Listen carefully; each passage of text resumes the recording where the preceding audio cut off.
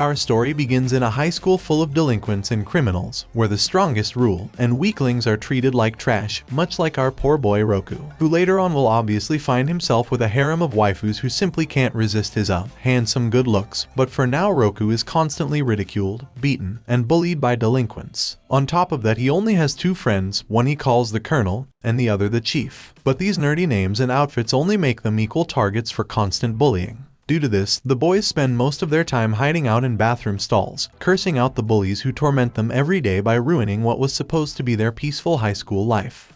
On one fateful day, however, Roku receives a package from his deceased grandfather, and inside of it finds a scroll of powerful magic that is said to have been passed down through his family since ancient times. And while the boys fantasize about potentially receiving superhuman powers, a bright light suddenly emerges from the scroll, and a mark is imprinted on Roku's forehead shortly after. The next day on the way to school, Roku is approached by some thugs who are somehow actually middle schoolers, but he bravely warns them to stay away from him or he might have to use his cool new powers on them, and is immediately beaten up. Surprisingly, the female thug then saves Roku by telling the others to leave him alone. At school afterwards, Roku is once again harassed by Inuma, a man who bullies him every single day, until Tsubaki, Inuma's girlfriend, surprisingly tells him to bully the Colonel and the Chief this time instead of Roku. And after another humiliating bullying session, the boys return to their usual hideout in the bathroom to complain about Inuma and his incessant bullying. But as they talk, Roku reveals that girls have been treating him differently lately, and he believes it might have to do with the powers he supposedly gained from the scroll. And at that very moment, Tsubaki knocks on their bathroom stall without giving a that she's in the boys' bathroom, and unexpectedly apologizes to Roku for always bullying him, before running away embarrassed. Even more surprisingly, when the boys return home afterwards, they notice that every delinquent girl they pass by has been staring at Roku, and they realize that the scroll has granted him the power to attract bad girls.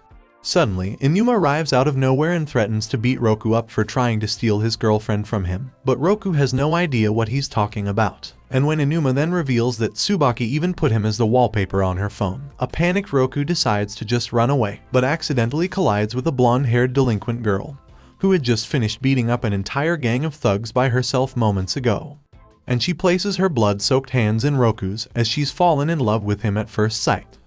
The next day at school, Roku is shocked to find that the blonde girl has joined his class and chosen a seat right next to him. She then introduces herself as Rana, while ignoring the Colonel being bullied right behind her. But when the bully turns his attention to Roku, Rana effortlessly grabs a desk with one hand and unleashes her wrath upon him. This monstrous display of strength causes Roku to immediately run away after school, but when he then bumps into Rana moments later, he suddenly realizes how beautiful she is. And since his powers are the reason she's now madly in love with him, he tells her that it's his responsibility to protect her from the delinquents that are sure to want revenge against her. However, Rana replies that if it pleases him, she will simply slaughter all delinquents. The next day at school, Roku finds himself surrounded by a harem of bad girls. But when Rana scares them all away, Roku makes her promise that she'll be nice from now on and stop getting into fights, which she agrees to, as she's willing to do anything to make Roku happy. Later that day, however, Roku finds Rana in class all beaten and bruised, and learns that she was attacked by a group of delinquents who wanted to get revenge on her for some reason. But Rana can't remember why, even though it was the thugs she had just savagely beaten for fun the previous day. Roku feels guilty that his wish for Rana to not fight has led to her getting beat up, but she reassures him that the thugs hit weaker than gamers, and she couldn't feel a thing. And in that moment, Roku realizes that a girl as cute as Rana is ironically the epitome of manliness, and decides that he must also be a man by facing his bullies head-on.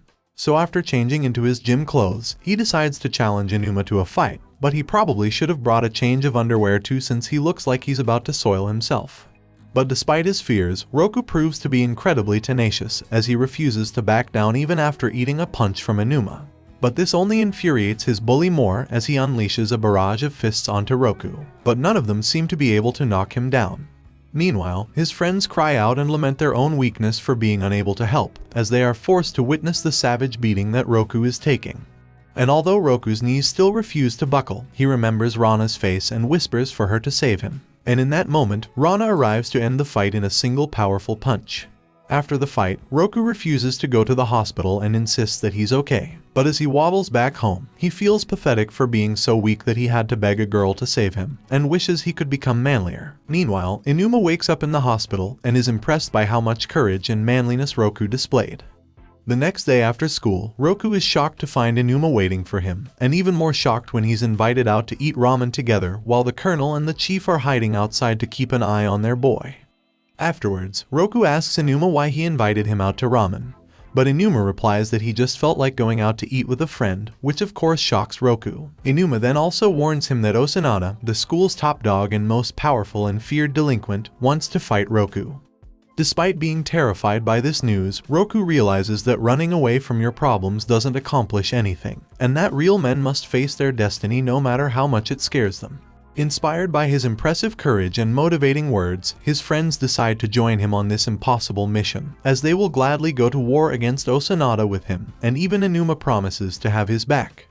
The next day at school, a little girl casually walks into the classroom, searching for Roku. And although he's initially confused by this, Roku quickly learns that this little girl is actually Onna-tachi, the top dog of Amori High School. But when Roku's powers activate, it seems to have absolutely no effect on her, as she ignores it and simply tells Roku that she's going to slaughter him. Roku then tells her that they should talk this out instead of fighting. But Onna-tachi grows bored and punches him in the face, which surprisingly has absolutely no effect. Confused by this, she decides to test her punch on the colonel instead, and sends him flying straight into the wall. Realizing that there's something strange about Roku that makes her not want to hurt him, she agrees to talk things out with him instead, and brings him to a creepy abandoned building where he's sure he will be murdered. But instead, he's taken to Onna-tachi's room, which happens to be all cute and pink, as if designed by a Discord-y girl. Onna-tachi then confesses to Roku that she actually really loves cute things, and she even invites him over to hang out with her whenever he wants. But the more she looks at Roku, the more she grows confused of her feelings, as she's never felt this way before. Roku knows that this is because of his power, and realizes that he must be her first love. This causes Roku to reminisce about his own first love, which ended in heartbreak when his cute and innocent childhood friend suddenly became a delinquent after falling for a bad boy.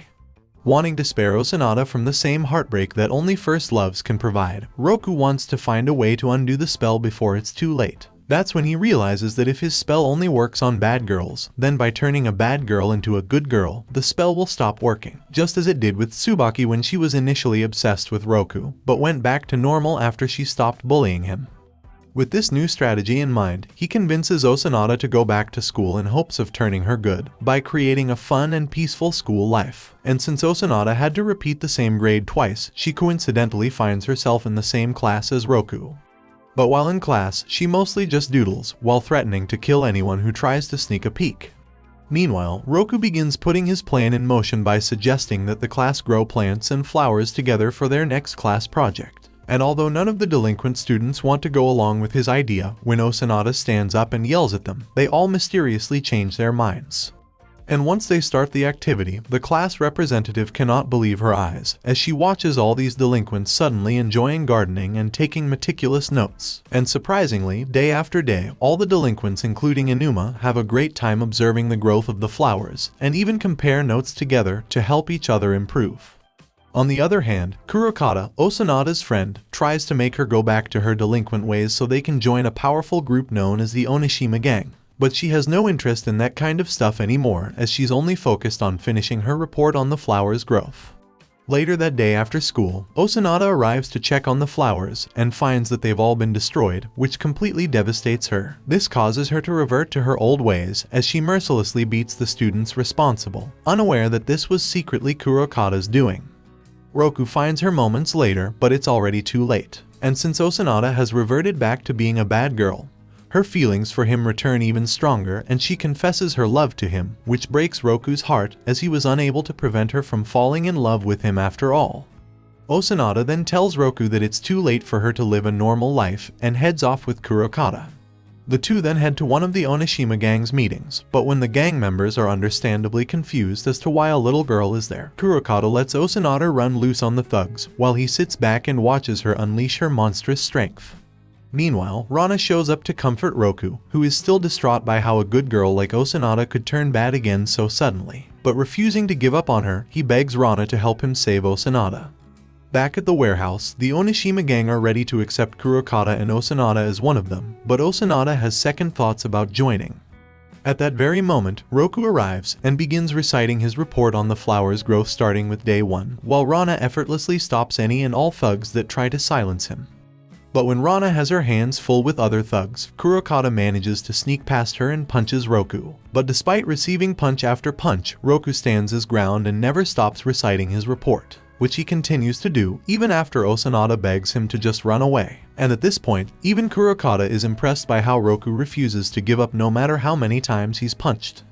The rain outside suddenly dies down as Roku slowly walks over to Osanada while still reciting his report. He ends it by saying that although the flowers were destroyed before they had a chance to fully bloom, the bigger mystery is how they were able to survive long enough to bloom at all while surrounded by so many wild delinquents. And just like the flowers, Osanada can also bloom while in a sea of delinquents, as he knows that she is a good person deep down. When the Onishima gang then arrive with reinforcements, Inuma and the boys help the others escape from the back of the warehouse. Osanada tries to invite Kurokata to come with them, but he decides to stay behind after realizing that Osanada truly is good and unfit for the kind of delinquent life he's chosen for himself. So while Roku runs away with his friends, Kurokata bravely holds back the Onishima gang alone. Sometime later, Roku gets his scooter license, and Inuma decides to give Roku his old scooter as proof of their friendship, which Roku initially refuses to accept because it's simply too flashy and delinquent looking. But when he realizes that this is Inuma's way to become better friends with him, he feels guilty and ends up unwillingly accepting it. But as he's casually driving the scooter later that day, he suddenly finds himself pursued by a female motorcycle cop, who mistakenly believes him to be a delinquent. The cop then starts violently striking Roku and his motorcycle while shouting about wanting to eradicate all delinquents until his powers activate, and she suddenly begins picturing Roku as a sort of Prince Charming, allowing him to escape her wrath, but he unfortunately dropped his wallet while doing so. The next day, however, Azami, a proper young lady from a neighboring girls' school, visits Roku to return his dropped wallet. But when she looks at his plain face, she can't help but think of him as a Prince Charming, despite still believing that he's a ruthless delinquent, which she hates with a passion. And when Inuma then arrives with Roku's revamped scooter that makes it look even more delinquent, Azami breaks down in tears and begins chastising Roku for driving such a rebellious bike, and orders him to ride her instead, to ride with her instead. She then leaves and comes back a couple moments later with her own bike, and forces Roku to ride beside her, which he agrees to because he feels bad for making a girl cry. As they're about to leave, however, they realize that the bike isn't moving forward because Rana is holding it back with a single hand. But she lets it go after Roku reassures her that he'll be alright, which he quickly regrets when Azami ends up driving like an absolute maniac, causing Roku to finally realize that she is very clearly a bad girl, who is certainly under the effects of his powers. On his walk back home afterwards, Roku unknowingly bumps into Blue, one of the 5 leaders of the Onishima gang, who asks him if he knows anything about a crazy girl that disguises herself as a cop to attack biker gang members, which Roku immediately recognizes as Azami, but swears to Blue that he's never seen her before, while deep down being filled with shock that the delinquent-hating Azami would do something so reckless and violent. Despite this, Roku still decides to help her out by summoning his boys for a late-night strategy meeting. But when Inuma makes it clear how dangerous the Onishima gang is, Roku grows some balls and launches into a passionate speech about manliness, and about how he's tired of being weak and unable to do anything for his friends. And while this does inspire the colonel and the chief to man up too, Inuma is pretty much unfazed by it. The boys then head out on their scooters in hopes of catching Azami before she runs into the Onishima gang. Meanwhile, Azami rides through the streets of Tokyo at night with rage in her eyes, as she remembers how she once idolized a police officer that saved her and made her want to become a cop herself, but that Blue had caused her beloved Prince Charming to crash so badly that he was unable to ride ever again. And after that fateful day, Azami vowed to eradicate all biker gangs and get revenge on Blue. When Azami then finally runs into Blue later that night, her thirst for vengeance blinds her, and he lures her into a trap, where Azami ends up face to face with an entire biker gang. Thankfully, Roku and the boys arrive moments later to protect and fight alongside her by helping her take down Blue. In response, Blue challenges them to a game of tag with a unique twist. Roku has to hold on to Blue for dear life while his teammates must catch up to him and tag him before he falls off. A feat that seems nearly impossible with how fast and recklessly Blue drives, as the closer he gets to death, the more thrilling it is to him. Despite this, Azami follows Blue closely, while the rest of Roku's friends try to slow down Blue's gang and prevent them from getting in Azami's way. But as the biker gang gets closer and closer, Inuma realizes that he has no choice but to say goodbye to his beloved baby as he leaps off his prized scooter to make the other bikers crash into it. This heroic gesture buys them a little bit of time, but when more bikers start to show up, Both Inuma and the chief decide to stand their ground and fight, to buy Azami and Roku as much time as possible. Suddenly, a monster on a chopper arrives out of nowhere and plows through the bikers as if they're nothing more than ants. And although she plans to go on ahead and rescue Roku, Inuma and the chief convince her to stay back and let Roku win this with his own strength, as he doesn't want to have to rely on Rana for everything. Surprisingly, Rana obeys and kneels in the middle of the road waiting for Roku to return, as she reveals that she fully believes in him because she loves him. Meanwhile, Azami continues her daring pursuit of Blue and manages to keep up with him despite the insane speeds he's driving at. And when Blue sees the demonic look in Azami's eyes, he realizes that she's as unafraid of death as he is, and that the Reaper is chasing both of them. That's when Azami reveals that she's willing to do whatever it takes to stop him, even if it means dying, to make him pay for what he did to the police officer she idolized. Suddenly, Blue remembers having met Azami before and thinks back to how, in reality, the cop and him were actually on quite friendly terms because the cop understood the freedom and thrills that Blue chased, and even tried to be a positive role model in his life. But one day, when Blue went too fast on a bumpy road and nearly crashed into Azami, the cop saved both Blue and Azami from certain death by sacrificing his bike and his life in the process. And even though the cop thankfully survived, he was never able to ride again. Suddenly, Blue's thoughts are interrupted when he arrives at a steep turn, and decides to accelerate like a maniac. And when he can't feel Roku's weight on his bike anymore, Blue assumes that he's won the race by throwing Roku off, but soon realizes that Azami has actually managed to tag Roku after all, thus granting them the victory. Later that night, while Roku and his friends celebrate after returning back unscathed, Blue announces that he gives the leadership of his gang to Azami, as he had previously promised that anyone who beat him in a race would become the new leader. But before he leaves, Azami asks Blue to grant her one simple favor. The next day, Azami has Blue accompany her to see the police officer that they hadn't seen since the accident, who's surprisingly glad to see them both. And when he then embraces Blue from behind and asks him if he's still been getting into trouble lately, Blue breaks down into tears as he apologizes profusely for his past mistakes.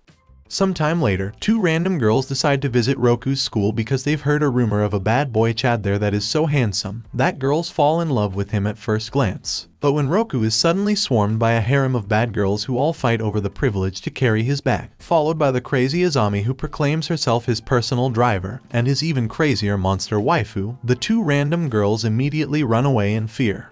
That following weekend, Roku invites the gang over to his house to play games and get to know each other better, but as soon as he leaves the room to get some snacks, the air immediately turns incredibly awkward, as Rana's menacing aura instantly returns every time Roku is gone. The fearless Osanada is unfazed by this, however, and casually tries to start up a conversation with Rana, and although she only replies with a single word every time, the gang learns that Rana loves meat and hates sweet things. But when Roku returns with pudding, she ecstatically expresses that pudding is her favorite food, which the rest of the gang know is just an obvious lie to make Roku happy. The next day after school, Roku and the gang are tasked with cleaning up the classroom. But while Roku and the colonel work together, Rana is forced to work with Osanada, which greatly bums her out. Despite this, the two get along pretty well since they happen to be equally stupid, as both girls begin ripping off floor tiles with their bare hands to clean the dirt underneath. And when they notice that the ceiling is also dirty, the girls decide to copy how Roku and the colonel work together. But Osanada proves to be a bit too small for this to work, so she decides to lift Rana up but accidentally shoves her head through the ceiling instead. But at the end of the day, Rana shows her gentle side by letting a tuckered out Osanada sleep in her lap.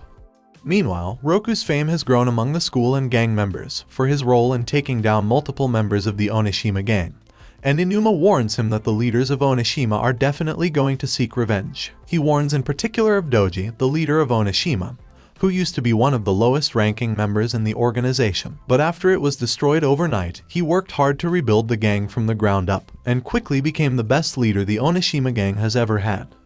At that same time, the four remaining leaders of the Onishima gang arrive at Aomori High School. But surprisingly, Doji says that he doesn't care about a worthless runt like Roku, and his real aim is the monster known as Rana.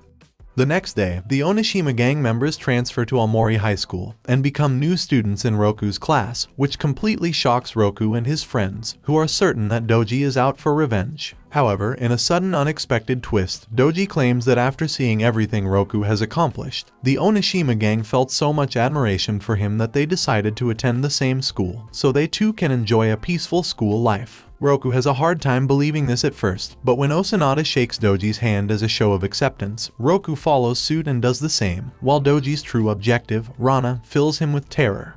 Meanwhile, during class, the colonel can't help but find Doji incredibly creepy, while Roku is creeped out by one of the female Onishima gang members constantly staring at him, which only enrages Rana. So the boys find themselves hiding in their favorite bathroom stall once again, to try to make sense of this new crazy situation.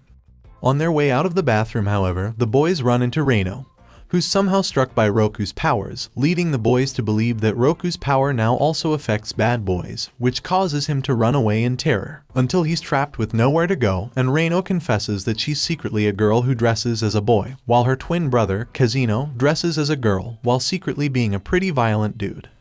But when Roku then questions why Reino would share such a sensitive secret with him, she replies that for some reason, Roku makes her heart go doki doki, before running away completely embarrassed. Meanwhile, at that same time, Doji tries to converse with Rana to find one of her weaknesses, but is unable to get through her completely stoic demeanor as Rana has her emotions completely locked up. But when Roku returns to class, Rana suddenly perks up, which makes Doji realize that Roku is the key to unlocking Rana's weaknesses. The next day, while preparing for the upcoming school festival, Roku goes out to look for some cardboard but suddenly finds himself surrounded by a harem of bad girls who are under the effects of his powers. But after talking with Otohime, the leader of the girl gang, Roku learns that not only are the girl gang actually friendly, law-abiding citizens who spend most of their time having pleasant tea parties, but that 2 years ago Rana used to be a part of their gang. And when members of the girl gang ended up being attacked by the Onishima gang, Rana single-handedly destroyed the Onishima gang while a helpless Doji could only stand by and watch. And Otohime never saw Rana again after that violence-filled night. But when Roku returns to school afterwards, Doji informs them that members of the girl gang have attacked students from Amori High School, and even beat up Reino. Roku refuses to believe this, however, as he knows that Otohime and the girls are good people, causing the entire school to turn against him and label him a traitor, just as Doji had planned. Thankfully, however, Inuma is still on his side, as he says that he doesn't trust Doji but does trust Roku, and will follow him anywhere, including the bathroom apparently, where the two try to figure out what Doji's true intentions are. Meanwhile, the colonel and the chief try to see for themselves if Roku was right about the girl gang, by stalking random delinquent girls all day, which is not creepy if done for science. And thanks to this in-depth research, they discover that the twins are the ones who have been attacking students from the school, while posing as members of the girl gang. But at that same time, Doji tries to convince Rana that if she wants to protect Roku, and make sure he's no longer hated by the school, she needs to destroy the girl gang and join the Onishima gang. At first, his words only infuriate her, as she threatens to kill him if any hurt should befall Roku. But when Doji says that if she truly loves Roku that she must leave him, as she is the source of all his problems, he manages to break through Rana's emotional barrier and convince her to join him. Meanwhile, the boys finally realize that Doji's plan is to isolate Roku from Rana to recruit her, and run as fast as possible to the classroom to save Rana, but arrive too late. From outside the window, Doji yells to Roku that it's over and that he's won. But if Roku still insists on saving Rana, then Doji will gladly drag him down to the deepest pits of hell and despair. When Roku and his friends show up to school the next day, Doji announces to Roku that if he still wishes to save Rana, he will not only have to defeat all his strongest members to make it to the rooftop, but also crawl through immeasurable misery. But without skipping a beat, Roku proclaims that he will do whatever it takes to make Rana happy, which the others misunderstand as a marriage proposal. And unfortunately for Roku, reaching the roof is easier said than done, as the gang finds their paths blocked by countless students and Onishima gang members. But when Azami suddenly arrives on her motorcycle, the gang latches onto this maniac as she drives them right through the crowd and into the school. Her path is then blocked by Hondo, Onishima's most powerful member in terms of pure raw strength, which he demonstrates by effortlessly stopping her bike. Osanada then jumps in to save the day, however, and crawls all over Hondo to distract him while the others go on ahead. Meanwhile, Otohime is brought to the school rooftop, where she is forced to fight Rana as part of Doji's plan to turn Rana into Onishima's cold-blooded killing machine. At that same time, Osanada and Hondo continue trading blows as Hondo reveals that prior to meeting Doji, he was constantly bullied and ridiculed for being stupid, and the only good thing about him was his ridiculous brute force. But after meeting Doji and joining his gang, Hondo became respected by others, made friends, and was never made fun of again. Osanada says that she understands how he feels because she used to be the same. But after making new friends, she realized that being a delinquent just isn't worth it, and vows to show him that true strength comes from within.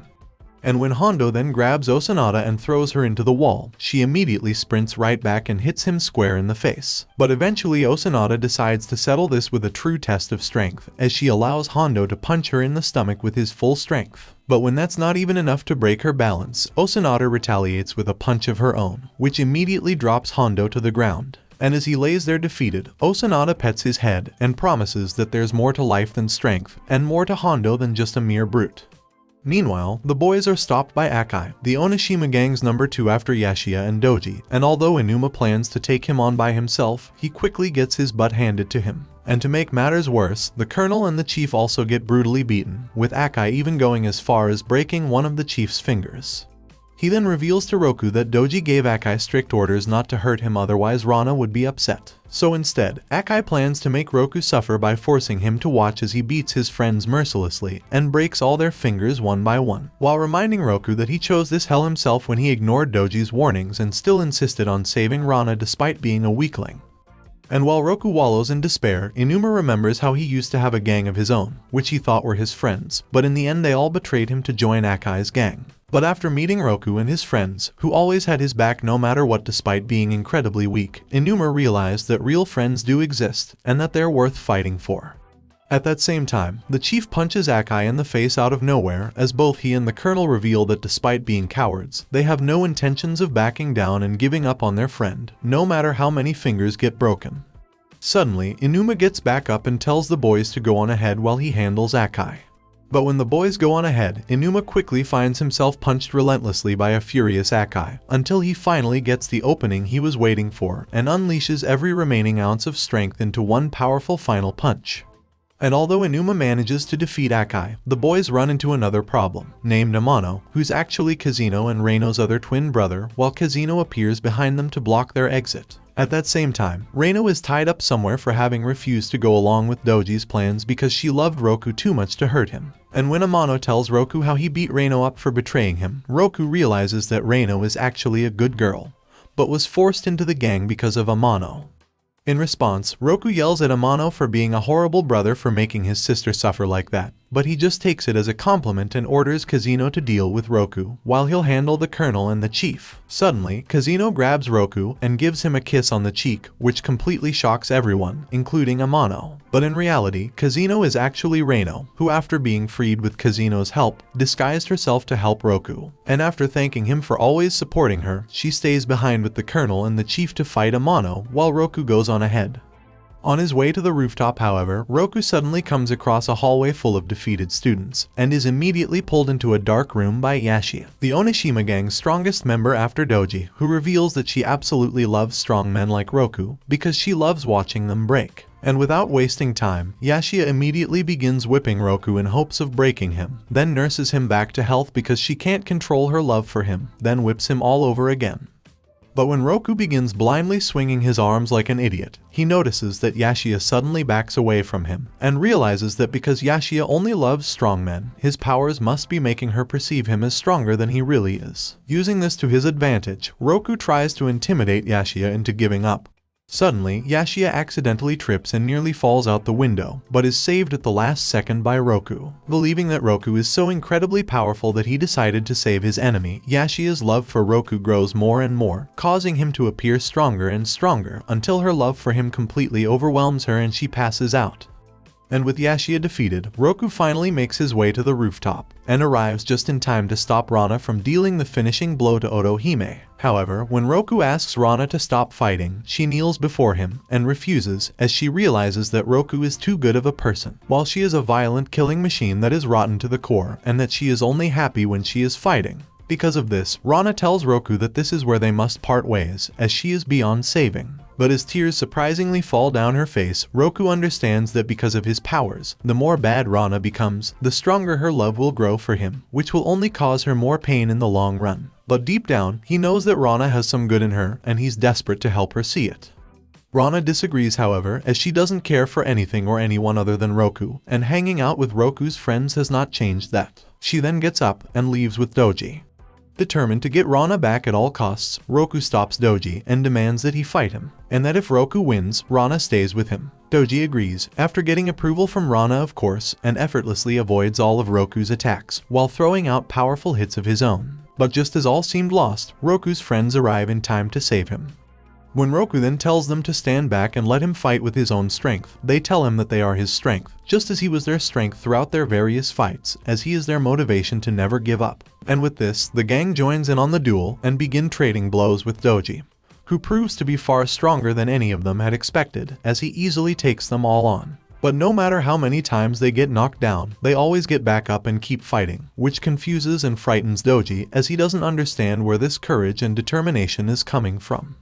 He suddenly thinks back to his own past, where he was constantly bullied, so he decided to surround himself with powerful people by joining the Onishima gang, to make sure he would never be bullied or hurt again. But after the gang was wiped out by Rana's immense strength, he fell in love with her at first sight, as he knew that so long as she was by his side, he would never be hurt again.